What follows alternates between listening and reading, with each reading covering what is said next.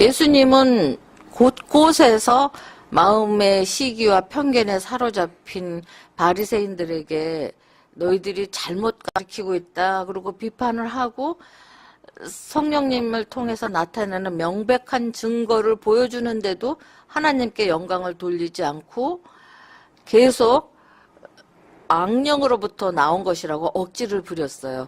예수님이 그들에게 이러한 성령 회방죄는 더 이상 용서받을 길이 없다고 엄히 경고하셨습니다.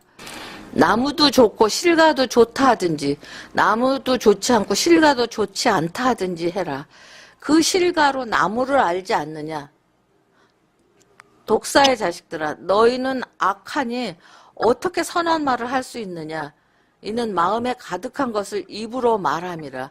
선한 사람은 그 쌓은 선에서 선한 것을 내고 악한 사람은 그 쌓은 악에서 악한 것을 내느니라. 내가 너희에게 이르노니 사람이 무슨 무익한 말을 하든지 심판날에 이에 대하여 신문을 받으리라. 네 말에 의롭다 하문을 받고 네 말로 정죄를 받으리라. 그러니까 내가 한 말이 어찌 벽에 저장이 돼 있든 나뭇잎에 저장이 돼 있든 그대로 보존이 되어서 그걸로 나중에 이제 심판을 받는다고 그러는 거죠. 근데 그때 이제 왈가왈부하고 있을 때 서기관과 바리새인 중 몇 사람이 그럼 우리에게 표적을 보여주시기를 원합니다. 그럴 때 예수님께서 너무 속상하셔서 악하고 음란한 세대가 표적을 구하나 선지자 요나의 표적밖에는 보일 표적이 없다.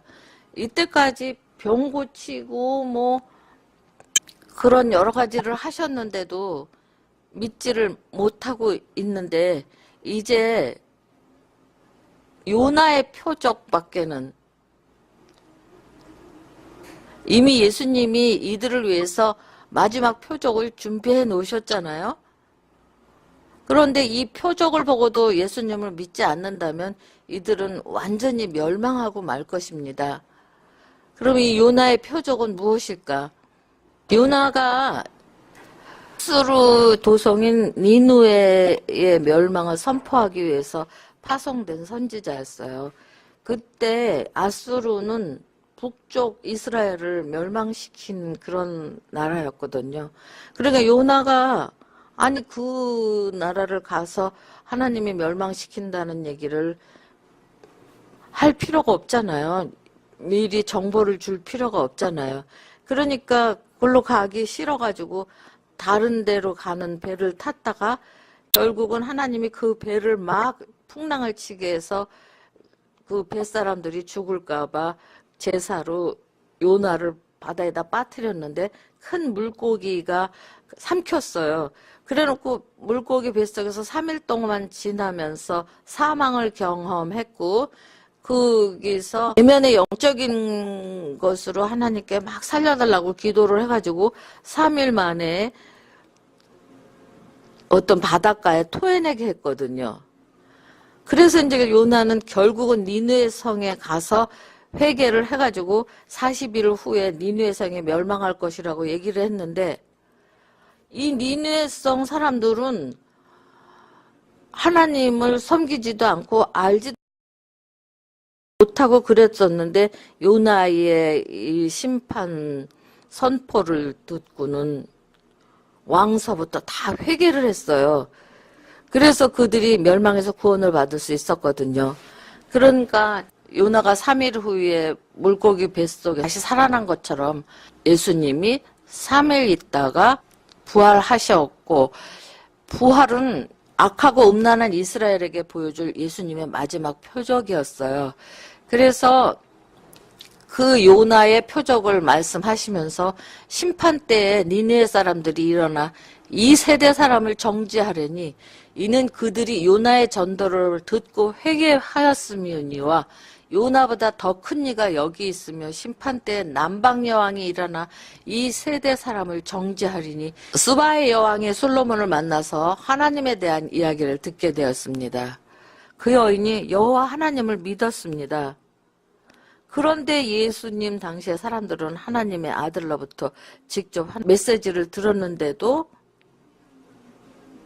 하나님을 믿지 않았습니다.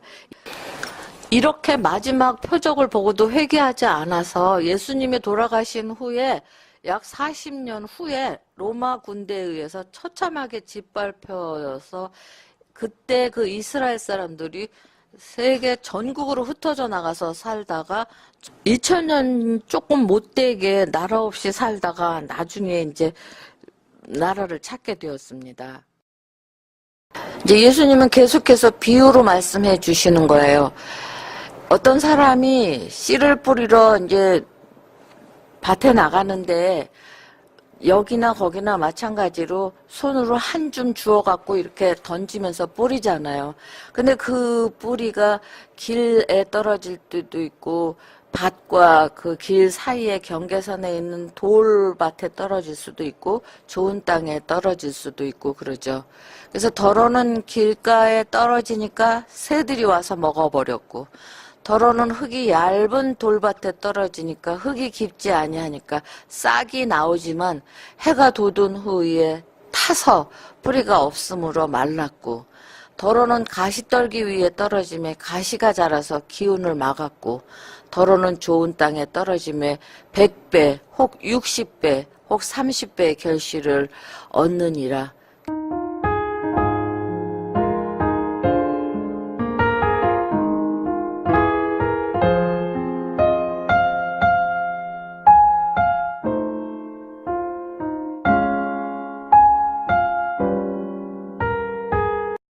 어떻게 비유로 말씀하십니까? 그냥 직접 얘기를 해주시지.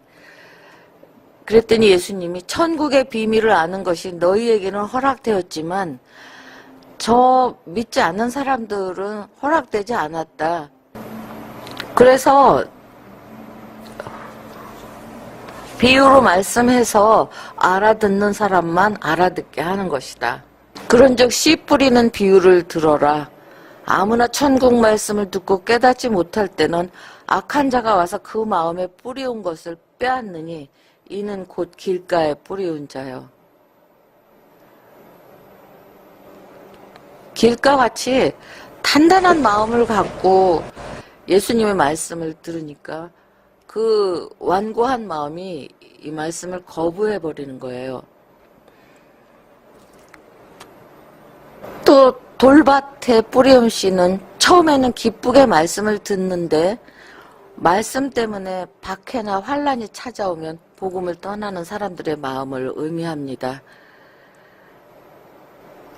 가시밭에 떨어진 씨는 처음엔 기쁘게 말씀을 듣지만 생활의 염려와 재리의 유혹을 인해서 말씀대로 살지 못하는 사람들의 마음을 의미합니다.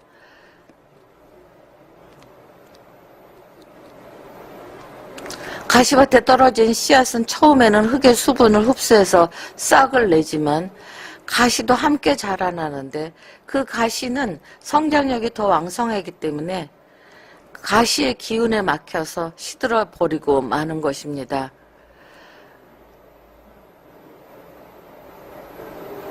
좋은 땅에 떨어진 씨는 당연히 어려움 속에서도 끝까지 인내함으로 많은 결실을 맺는 사람들의 마음을 의미하겠죠. 예수님께서 또 그들 앞에 비유를 말씀하시는데 천국은 좋은 씨를 제 밭에 뿌린 사람 같으니 사람들이 잘 때에 그 원수가 와서 곡식 가운데 가라지를 덧뿌리고 갔더니 싹이 나고 결실할 때에 가라지도 자란 것이 보인다. 그런데 집주인의 종들이 와서 밭에 좋은 씨를 심었는데 가라지가 어디서 생겼는지 지금 이렇게 가라지하고 같이 자랐다. 그랬더니 주인이 원수가 이렇게 하였구나. 종들이 그러면 우리가 가서 이 가라지를 뽑을까요? 그랬더니 주인이 아니다. 가만두어라. 가라지를 뽑다가 곡식까지 뽑을까 염려하노라. 그대로 자라게 해서 둘 다 추수할 때까지 함께 자라게 두었다가 추수 때는 어차피 가라지나 곡식이나 다 뽑을 거니까 뽑아서 분류를 해서 가라지는 먼저 불사르고 곡식은 모아 내 곳간에 넣어라. 밭에 가라지의 비유를 다시 설명해 주십시오. 그랬더니 예수님께서 좋은 씨를 뿌리는 거는 인자요. 밭은 세상이고 좋은 씨는 천국의 아들들이고 가라지는 악한 자의 아들들이요. 가라지를 심은 원수는 마귀고 추수 때는 세상 끝이고 추수꾼은 천사들이니 그런즉 가라지를 거두어 불에 사르는 것 같이 세상 끝에도 그러하리라. 인자가 그 천사들을 보내리니 저희가 그 나라에서 모두 넘어지게 하는 것과 그 가라지와 불법을 행하는 자들을 거두어내어 그 가라지들을 풀무불에 던져 넣으리니 거기서 그들이 울며 이를 갈미라. 그때 의인들은 자기 아버지 나라에서 해와 같이 빛나리라. 귀 있는 자는 들어라. 이렇게 말씀하셨습니다. 우리는 때로 왜 선하신 하나님이 악인을 허용하는지 궁금할 때가 있습니다. 세상에 하나님 나라를 반대하는 사탄의 세력이 존재하고 있다고 합니다. 세상에 악이 존재하는 이유는 그 사탄이 존재하기 때문입니다. 그 사탄이 계속해서 사람들을 유혹하고 넘어뜨리고 하나님에 대한 거역과 불순종을 하게 만들고 있습니다. 하나님께서는 악인들을 허용하는 이유는 악인들에게도 회개할 기회를 주시기 원해서입니다. 하나님이 악인들을 위한 심판을 연기하심으로 그들에게 회개하고 구원받을 수 있는 기회를 주셨습니다. 또 하나는 하나님 나라의 자녀들의 안전을 위해서입니다. 당장에도 악한 자들을 심판하실 수 있지만 의인들도 다칠 수가 있습니다. 우리는 어떤 악인을 심판하고 어떤 악인은 인내해야 하는지 알 수 없습니다. 그러므로 우리는 모든 심판을 하나님께 맡겨야 합니다.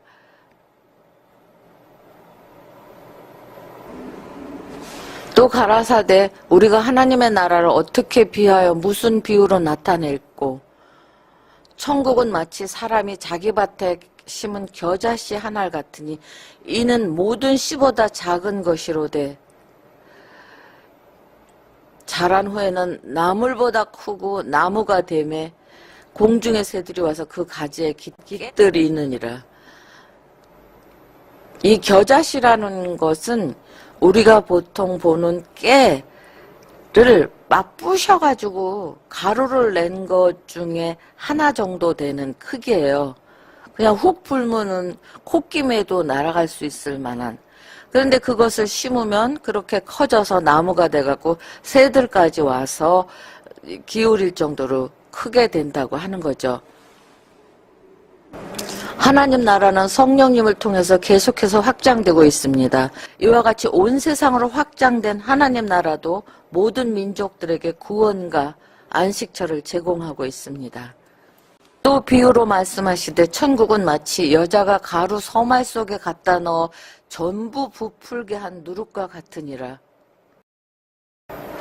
성경에서 원래 누룩은 부정적으로 사용하고 있잖아요. 죄나 외식 같은 그런 부정적인 상징으로 사용되고 있는데 또 출애굽할 때 그 모세가 이스라엘 사람들에게 누룩을 넣지 않는 빵을 먹으라고 이렇게 얘기를 했잖아요. 근데 여기서는 예수님이 긍정적인 것으로 표현하셨어요. 누룩은 은밀하게 세상을 변화시키는 복음과 성령님의 능력을 상징했습니다. 시간이 지나면 누룩은 반죽된 밀가루를 부풀게 하잖아요. 이러한 일은 마치 복음이 세상을 변화시키는 것 같이 겨자씨 비유가 하나님 나라의 외적인 성장을 묘사하고 있다면 누룩 비유는 하나님 나라의 내적인 변화를 강조하고 있습니다.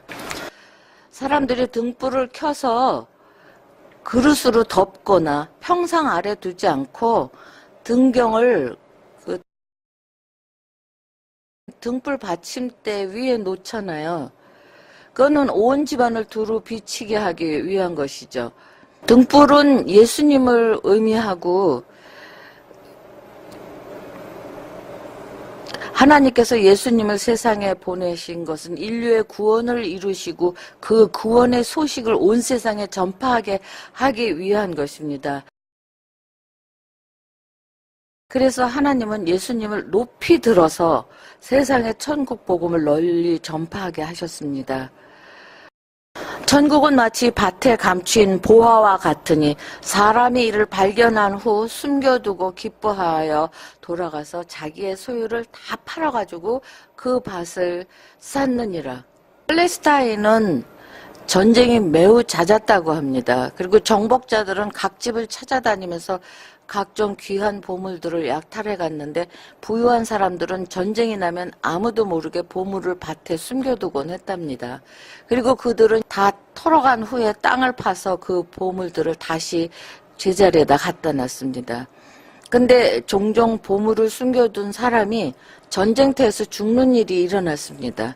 이 경우에 밭에 숨겨진 보물은 밭에 묻힌 채로 그대로 있다가 세월이 많이 흐른 후에 누군가 우연히 그 보물을 발견한 일이 일어나면 그 보물은 정부에 바치지 않고 발견한 사람이 차지를 했대요. 그러면 이 사람이 그 보물을 발견한 후에 보물을 꺼내서 왈가왈부하면 복잡하니까 자기 재산을 다 팔아서 그 땅을 사가지고 그 보물을 차지하는 거죠. 복음도 숨겨진 보물입니다. 많은 사람들이 복음을 듣지만 그 가치를 알고 믿는 사람은 그렇게 많지 않습니다. 복음의 가치는 인간의 지식으로는 발견할 수 없습니다. 복음은 성령님께서 귀를 열어주신 사람만이 그 가치를 알 수 있습니다. 복음은 무한한 가치를 가진 보물입니다. 또 천국은 마치 좋은 진주를 구하는 장사와 같으니라. 극히 값진 진주 하나를 만나면 자기의 소유를 다 팔아서 그 진주를 샀느니라. 그 당시에 진주는 매우 비싸고 귀했습니다. 그런데 그 상인들이 자신들이 구한 진주를 왕이나 부자들에게 비싼 값을 받고 되팔았는데 사람들이 홍해에서 잠수를 해서 진주를 구했는데 때로는 인도까지 가서 좋은 진주를 구하기도 했습니다. 당시에 전문적인 상인들은 좀 더 크고 좋은 진주를 구하기 위해서 먼 여행도 마다하지 않았습니다. 그런데 좋은 진주를 발견을 해서 그것을 만약에 부잣집이나 왕이나 그런 사람들에게 팔 때 계산을 해보면 자기가 자기 소유를 다 팔아서 그 진주를 산 다음에 가서 되팔아도 자기의 소유를 다 파는 것만큼보다 더 많은 이익을 취할 수 있으니까 자기의 소유를 다 팔아서 그 진주를 사는 거죠. 우리 역시 하나님 나라의 가치를 발견한 사람입니다. 복음의 일꾼들이 전해준 복음을 통해서 하나님 나라를 발견했습니다. 우리는 그 복음을 믿고 하나님 나라의 백성이 되었습니다. 우리 역시 하나님 나라의 백성이 되기 위해서 그 진주를 얻기 위해서 모든 것을 헌신하고 예수님을 따르고 있습니다. 또 천국은 마치 바다에 치고 각종 물고기를 모은 그물과 같으니 그물에 가득함에 물가로 끌어내고 앉아서 좋은 것은 그릇에 담고 못된 것은 내어버리느니라. 세상 끝에도 이러하니라. 천사들이 와서 의인 중에서 악인을 갈라내어 풀무불에 던져 넣으리니 거기서 울며 이를 갈미 있으리라. 하나님 나라의 비밀은 오래전부터 선지자들을 통해서 계시되었습니다. 이러한 말씀을 구약이라고 하고 또 하나님 나라의 비밀은 예수님을 통해서 새롭게 해석되고 확대되었습니다. 이 모든 것을 깨달았느냐?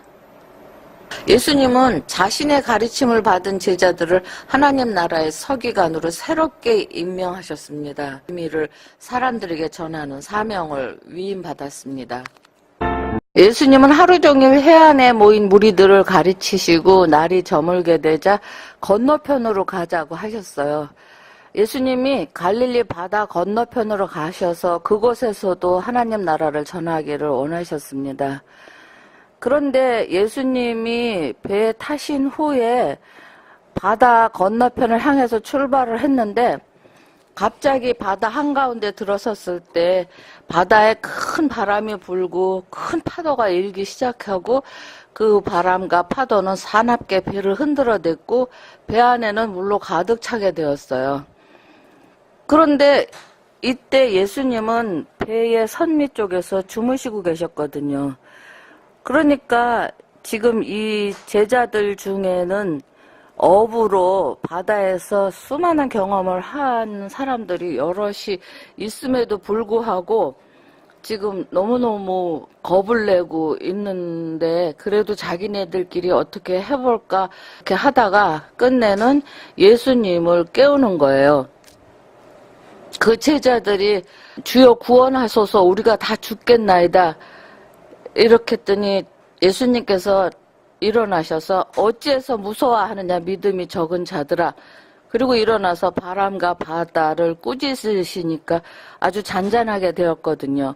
그러니까 이 제자들은 늘 주님의 표적을 보았으면서도 이 자연이 예수님한테 순종을 하는 걸 보고 도대체 이분이 어떤 사람이길래 바람과 바다도 순종하는가 하고 의아해했어요.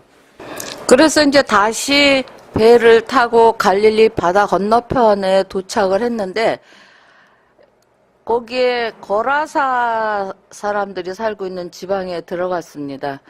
근데 거기에 그 동굴 무덤이 있는데 그 동굴 무덤에서 먹고 자고 지내면 미친 사람이 하나가 있었는데 너무너무 기운이 세서 아무도 그 사람한테 덤벼들질 못하는 거예요.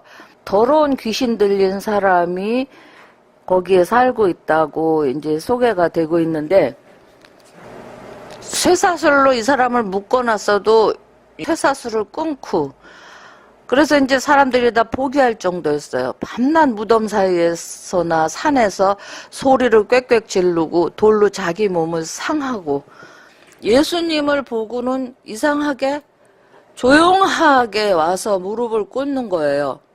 그러면서 예수님한테 도대체 나하고 무슨 상관이 있어서 아직 때가 안 됐는데 우리를 괴롭게 하려고 여길 오셨나고 그렇게 물어보는 거예요.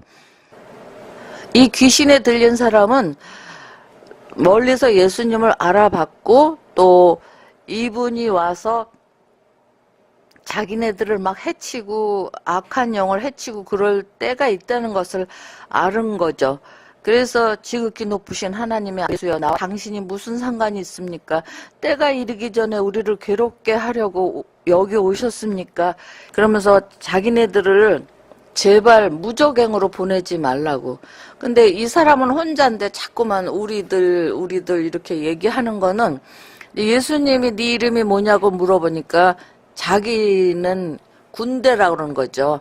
그러니까 이 사람 몸에 군대 귀신이 들어가 있는 거예요. 미친 사람하고 예수님하고 대화를 하고 있는데 멀리서 많은 돼지떼가 방목이 된 채로 풀을 뜯고 있었어요. 그러니까 귀신들이 예수께 간구해서 만약에 우리를 이 사람 몸속에서 쫓아내시려면 저 돼지떼에 들어가게 해달라고 부탁을 하는 거예요. 그래서 예수님이 그렇게 하니까 귀신들이 나와갖고 돼지에게로 들어가는 거예요. 근데 그 돼지에게 귀신들이 들어가니까 돼지들이 그냥 막 그 비탈로 내려가서 2000여 마리나 되는 돼지가 그대로 바다로 뛰어들어가서 물에서 몰살을 했어요. 유대인들은 돼지고기를 먹지 않았기 때문에 돼지를 키우지 않았는데 데카볼리에 사는 사람들은 대부분이 이방 사람들이었거든요. 그래서 그 사람들 중에는 시장에 고기를 팔기 위해서 돼지를 사육하는 사람들이 있었습니다. 그래서 산등성이나 들판에서 돼지를 방목해서 키웠는데 바로 그때 그 돼지들이 이렇게 이제 귀신 떼를 만나가지고 비탈길로 내리달려서 호수에 빠져 다 죽고 말았죠. 그 돼지를 방목하고 치던 사람들이 너무 무서워서 달아나가지고 마을에 내려가서 이 모든 일과 그 귀신 들려서 미친 자가 얌전해졌다는 등 그 얘기를 가서 말하니까 온 시내가 예수님을 만나려고 이제 달려왔어요. 그런데 달려와서 정신이 나간 사람은 이미 온전해져서 예수님 발 아래 앉아 있는 것을 보고 이제 이 사역을 무서워했어요. 그러니까 예수님 보고 여기 있지 말고 제발 좀 떠나달라고 그러니까 더 이상 거기서 복음을 전할 수가 없었어요. 그러니까 거기서 그냥 다시 돌아왔죠. 만약 그들이 예수님을 믿었다면 하나님 나라의 백성이 되었을 것입니다. 그런데 그들이 하나님의 아들을 알아볼 만한 안목이 없었고 당장 그 돼지가 물속으로 빠져들었다는 둥 뭐 이런 거 보면서 경제적인 손실을 입을 것을 염려했습니다. 그래서 그들은 예수님께 그곳을 떠나달라고 부탁을 했습니다. 예수님께서 배에 오르실 때 그 귀신 들렸던 사람이 함께 가기를 막 간구하는 거예요. 멀쩡해져가지고. 그런데 예수님께서 허락하지 않으시고 집으로 돌아가서 내가 너한테 어떻게 한 일을 다 설명을 하고 또 내가 너를 불쌍히 여긴 것을 네 친척들에게 고하라 이렇게 남아있기를 권했어요. 예수님은 그 사람이 자신을 따르는 것보다 가족과 친지들에게 하나님 나라를 전하는 것이 더 유익하다는 사실을 아셨습니다. 만약 그 사람마저 예수님을 따라갔다면 거라사 사람들은 복음을 듣지 못했을 것입니다. 이때 이제 회당장의 야이로의 딸이 아픈 거예요. 그러니까 배를 타고 이 편으로 오시자마자 예수님께 나와서 내 딸이 죽게 되었으니 빨리 오셔서 그 위에 손을 얹어달라고 요청을 했습니다. 그래서 예수님께서는 그 딸을 고쳐주려고 이제 그 집으로 갔어요. 근데 가는 도중에 12년 동안 혈루증을 앓는 여자가 예수님의 그 무리들을 뚫고 예수님의 옷자락을 잡은 거예요. 이렇게 피가 바깥으로 나오는 환자는 부정한 사람으로 간주돼서 집에서 나오지도 못하고 공적인 예배에 참석할 수가 없었는데 이 여인은 예수님을 꼭 만나려고 자기 병을 고치기 위해서 이제 나와가지고 또 예수님을 직접 만나서 자기를 고쳐달라고 그러지도 못하고 그냥 예수님 옷실에도 만지면 낫겠거니 하면서 예수님의 옷자락을 잡았어요. 어떤 능력이 자기에게서 나간 줄을 느끼시고 무리 가운데 돌아서서 누가 내 옷에 손을 댔느냐? 그러니 예수님께서 이제 이 여자가 예수님의 옷자락을 잡은 걸 알고 이제 말씀을 하는 거예요. 그런데 이 여인은 막 두려워서 덜덜 떨고 있는 거죠. 그래갖고 엎드려서 막 울면서 사실은 내가 12년 동안 그렇게 혈루병을 앓고 있다가 예수님 옷자락이라도 잡으면 좀 나을까 싶어서 제가 그랬다고 고백을 하니까 예수님께서 딸아 네 믿음이 너를 구원하였으니 평안히 가라. 네 병에서 놓여 건강할지어다 말씀하셨습니다. 그렇게 이제 길가에서 그 혈루병 앓는 여자하고 얘기를 하고 있는데 회당장 집에 있는 사람들이 와서 이 예수님이 당신의 집에 올 필요가 없다. 당신 딸이 죽어버렸다. 이렇게 하고 얘기를 하는 거예요. 그러니까 이 회당장은 너무 기가 막히잖아요. 예수님께서 가시기만 하면은 그 자기 딸이 날 것 같은데 오는 중에 이 혈루병 앓는 여자 때문에 지체도 됐고 그래서 너무 실망을 해서 기가 막혀 하고 있을 때에 예수님께서 일단 이제 그 집을 간 거예요. 그 소녀가 죽었다 그러니까.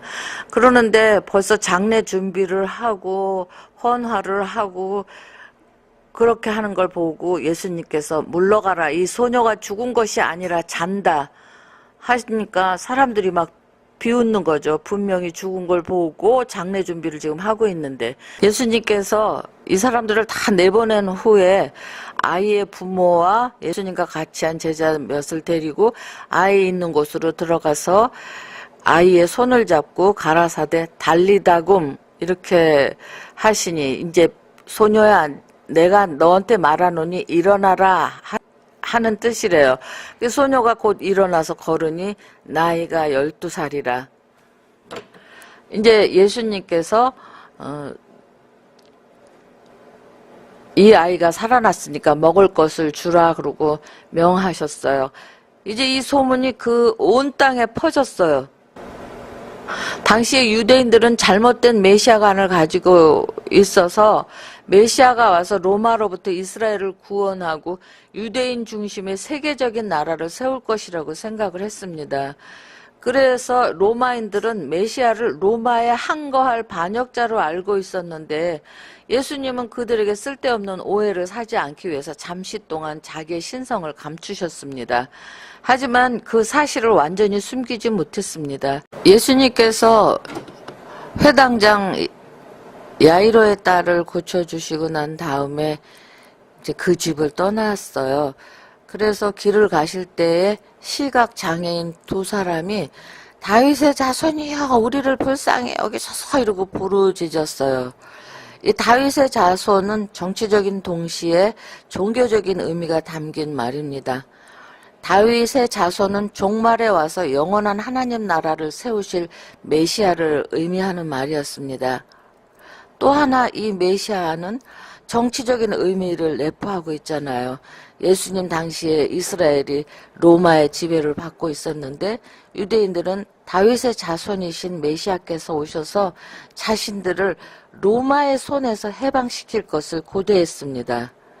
이러한 점에서 다윗의 자손은 이스라엘을 로마의 손에서 구원할 정치 지도자를 의미했거든요. 그래서 예수님은 자신을 공개적으로 메시아라고 소개하지 않으신 거예요. 왜냐하면 로마 당국으로부터 혁명가로 오해받을 일이잖아요. 그래서 이제 피했었는데 막무가내로 이 소경 돈 사람이 다윗의 자손이여 다윗의 자손이여 우리를 불쌍히 여기소서 그러니까 예수님께서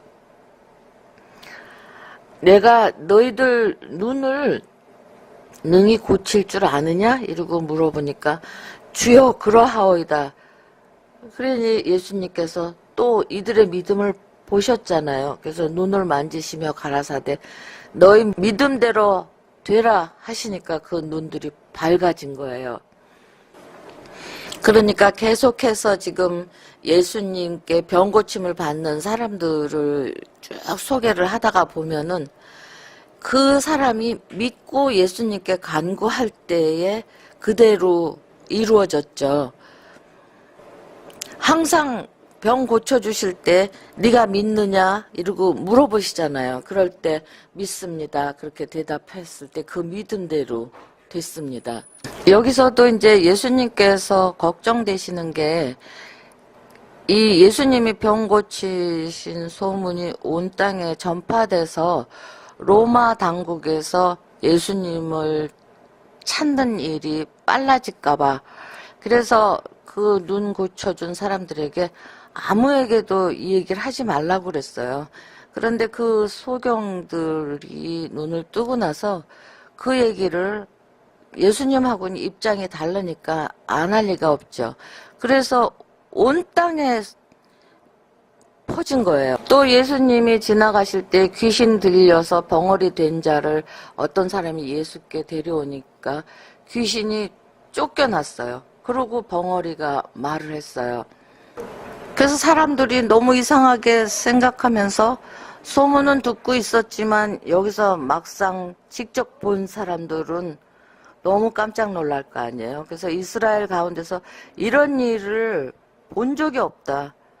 그렇게들 감탄하고 있을 때 바리새인들은 또 저 사람이 귀신의 왕을 빙자해서 귀신을 쫓아내는 거다 이렇게 얘기하는 거죠. 이제 마지막으로 고향 나사렛을 들렸어요. 예수님께서. 그래서 거기서도 또 안식일에 이제 회당에서 그 말씀을 하셨었는데 맨 처음에 공생애 시작한 지 얼마 안 됐을 때 안식일에 그렇게 회당에서 말씀하실 때 마리아의 아들 아느냐, 목수가 아니냐, 그 형제들도 우리 다 아는 사람 아느냐, 그러면서 그 신성을 믿지 않고 끌어내가지고 절벽에서 떨어뜨려 죽이려고 그랬었는데, 지금도 또 그 예수님의 신성을 받아들이질 못하는 거예요. 물론 이해는 해요. 옆집에서 살고 같이 뛰놀고 뭐 그랬던 사람 아니에요? 그러니까는 그렇게 하는 게 이해가 가고, 더군다나 뭐 권세가 있거나 잘 살거나 그렇게 하는 게 아니라 과부의 아들이고 진짜 별 볼 일 없는 사람으로 생각을 하고 그렇게 좀 평범한 사람인데, 이제 예수님께서 이렇게 얘기를 하니까 다들 믿지를 않고 그러는 거죠. 그러니까 예수님이 선지자가 고향에서 환영을 받는 일이 없다고 미리 말씀을 하셨어요. 그래서 이제 너무 워낙 예수님을 받아들이질 않으니까 다급한 사람을 고쳐주거나 그런 일 외에는 더 이상의 복음 전파나 더 이상의 사역을 할 수가 없었습니다. 한편으로는 예수님께서 그러는 거죠. 정말 이상하다. 이렇게 진실로 복음을 전하고 수많은 표적을 보여줬는데 이 고향 사람들은 왜 이렇게 안 믿나, 그리고 이상하게 생각하셨다고 합니다. 이제 거기를 떠나서 나사렛에서 이제 갈릴리 전도 여행을 시작하셨어요. 여기는 이제 세 번째 갈릴리 전도 여행이라고 생각하시면 돼요. 왜냐하면 갈릴리 가셨다가 또 외부로 나가셨다가 또 갈릴리 들어오셨다가 이렇게 해서 지금 이제 세 번째 갈릴리 전도 여행을 하실 때 모든 성과 촌에 두루 다니셨다, 이렇게 기록하고 있습니다.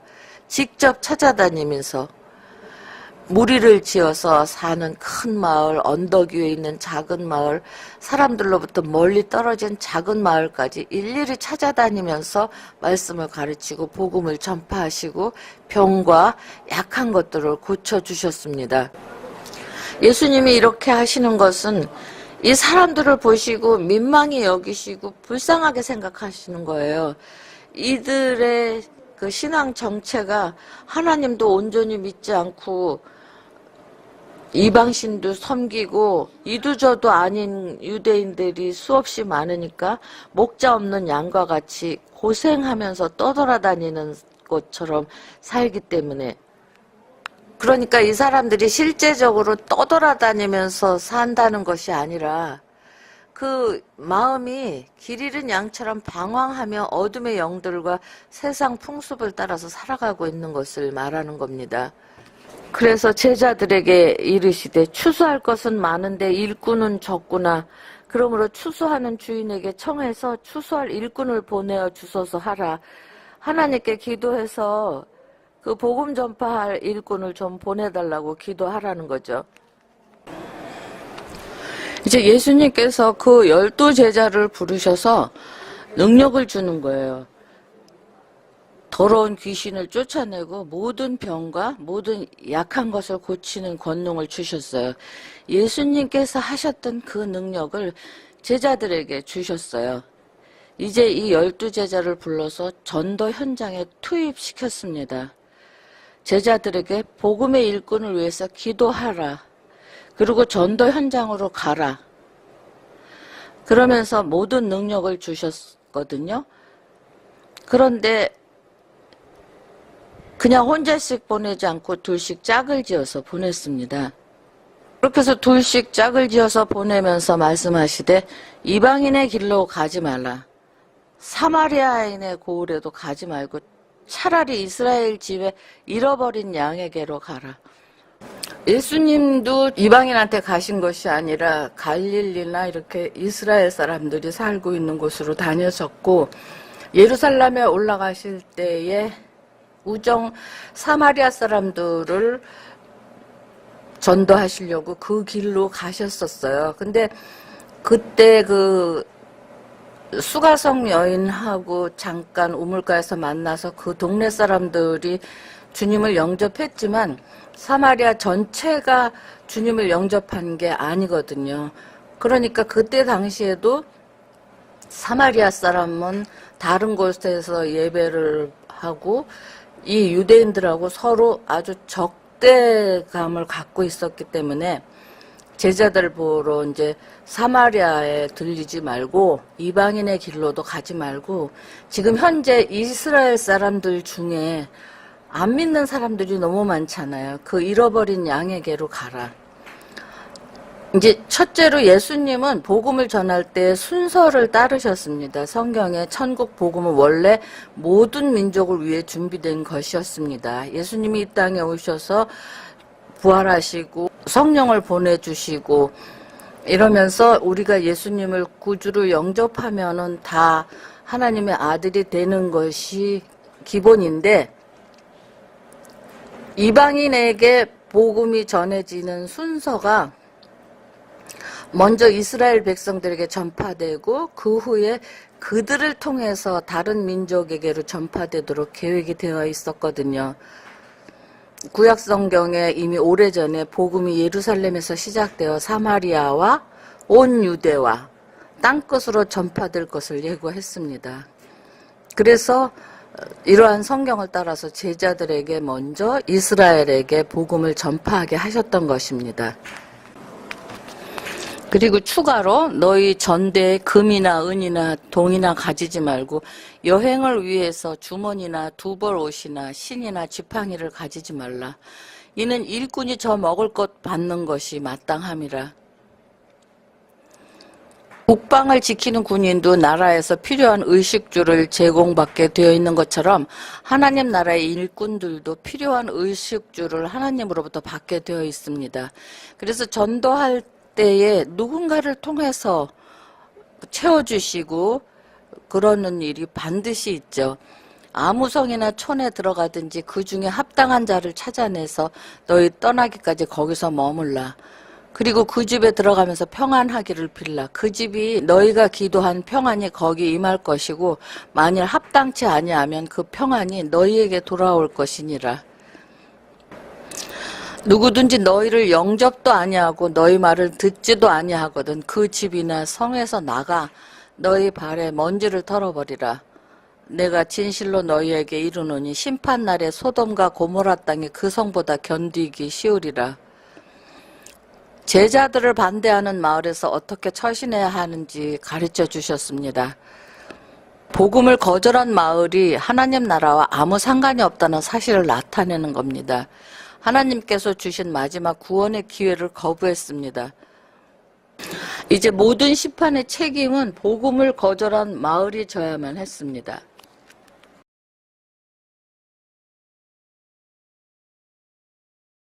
참새 2마리가 한 아사리온에 팔리는 것이 아니냐.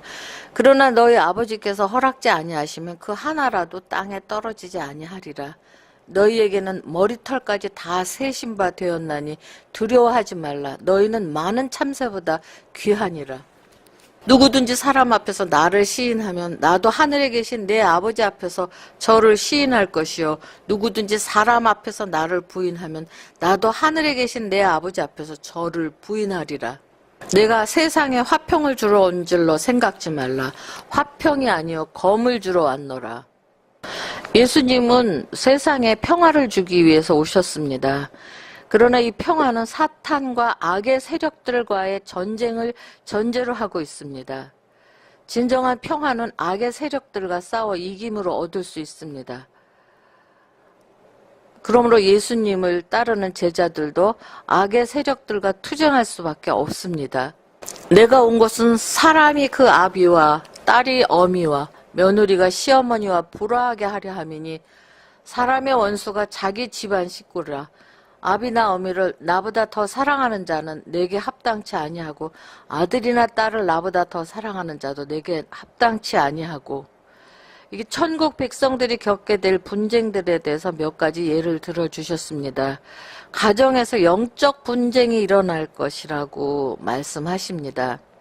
예수님이 자기 집안 식구가 원수가 될 것이라고까지 얘기를 한 것은 사탄이 통치하고 있던 가정에 하나님 나라가 임했기 때문입니다.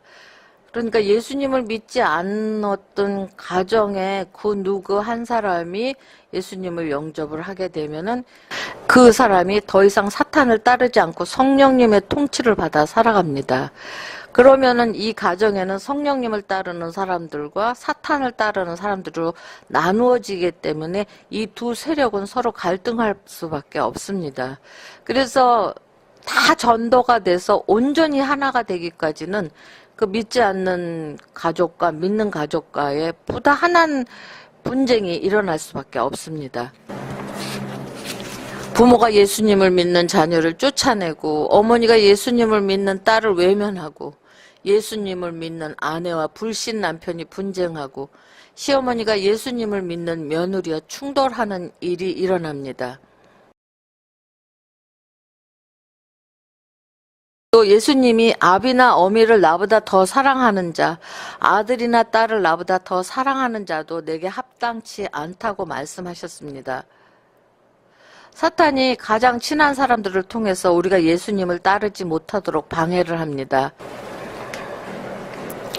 자기 가족을 더 사랑하는 사람은 사탄의 유혹에 따라서 예수님을 따르지 못하게 되어 있습니다. 끝까지 예수님을 따를 수가 없습니다. 어떤 이유에서든지 가족을 선택할 수밖에 없는 그런 일들이 있습니다. 가족들 사이에 영적 전쟁이 일어날 때 가족보다 예수님을 더 사랑해야만 그 전쟁에서 승리할 수가 있습니다. 또 자기 십자가를 지고 나를 쫓지 않는 자도 내게 합당치 아니하니라. 자기 목숨을 얻는 자는 잃을 것이요 나를 위하여 자기 목숨을 잃는 자는 얻으리라. 이제 제자들에게 이렇게 얘기를 하신 거예요. 예수님을 믿는 가정의 분쟁뿐 아니라 자신과의 분쟁도 경험하게 됩니다. 하나님 나라의 백성은 자기 뜻을 포기하고 하나님의 뜻대로 살아가는 사람들인데 우리 본성 안에 사탄이 심어놓은 이기심과 죄성이 뿌리 깊게 자리 잡고 있기 때문에 우리로 하여금 예수님을 따르지 못하게 만듭니다. 그래서 예수님을 믿게 되면 내 마음속에 이러한 두 가지 세력 간의 영적 전쟁이 일어나죠. 그때 당시에 실제적으로 십자가형을 선고받은 사람은 자신이 못 박혀 십자가를 지고 형장으로 끌려갔습니다. 제자들도 순교할 각오를 하지 않으면 끝까지 예수님을 따라갈 수가 없는 상황이었습니다. 그래서 예수님이 제자들에게 자기 목숨을 얻는 자는 잃을 것이요 나를 위하여 자기 목숨을 잃는 자는 얻을 것이라